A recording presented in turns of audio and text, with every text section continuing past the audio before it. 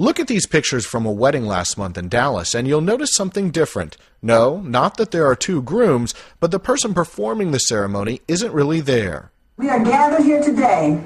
She's more than 1,000 miles away in Washington, D.C., appearing via Skype, all because gay marriage isn't legal in Texas, but is in the District of Columbia.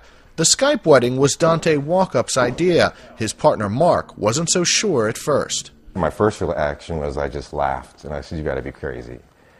And he's come up with great ideas before, and that's been my first reaction. And then when researching it further and starting thinking about it, it was like brilliant.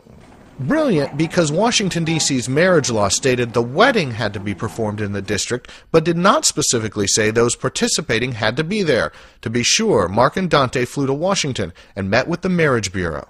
We were very specific and asked, did we physically have to be there? Was it written in the law? And they told us no. So the wedding planning began. The men were excited. Because of Skype, it wouldn't have to be a lonely courthouse event. Instead, they could be wed in front of 80 family and friends. The most amazing moment of my life, and his life too. We both talked about that. By the virtue vested in me. At the end of the ceremony, the words they'd been waiting for. I now pronounce you, Mark and Dante, legally married. They signed the marriage certificate and thought everything was handled, but 6 weeks later, I got a letter and I saw from District of Columbia, and I was thinking to myself, that's strange, maybe they're saying congratulations again. Instead, the marriage had been declared invalid because all parties weren't actually in D.C. during the ceremony. To have that letter come last Friday, it just was like a sucker punch. Everyone involved was surprised.